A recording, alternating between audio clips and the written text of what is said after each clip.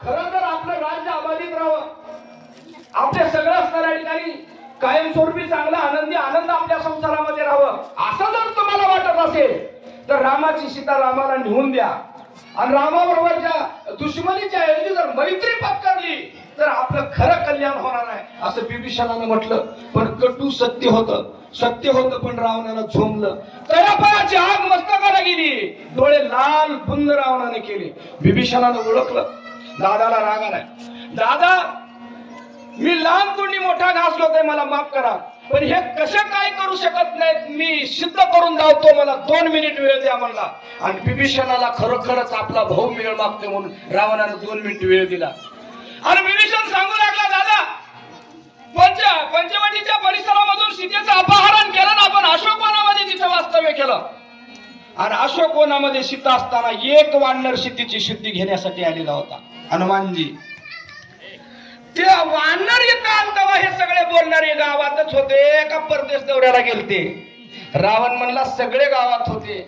हे सगळे गावात असताना अशोकवन साधी गोष्ट नाही, वानर सुद्धा अशोकवनामध्ये आपली परवानगी घेऊन प्रवेश करतं. एवढी आपली ताकद असताना एका झपक्यात त्यानं अशोकवन उपटिवला.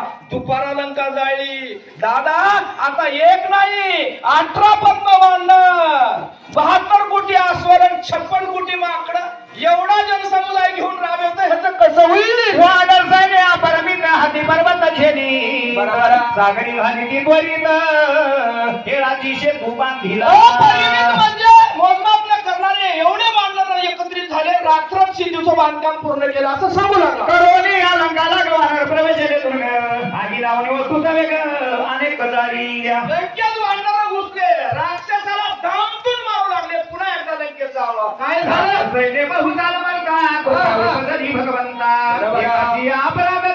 लोका समजता के विमान दामतून राक्षस मारू लागले. त्यावेळेस रामाच्या अंतःकरणामध्ये दया निर्माण झाली. प्रतिस्पर्ध्याच्या गटातले राक्षस मरू लागले होते. आम्हाला किती आनंद झाला असता. आपल्या विरोधकाचे जर माणसं मरू लागले आपल्याला आनंद झाला असता.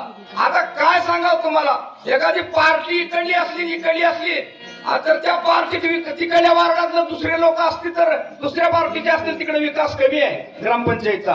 आमचा गाव मोठा आहे म्हणून मी तुम्हाला सांगायला, नाही इकडे बारक्या गावात तसं नसतंय.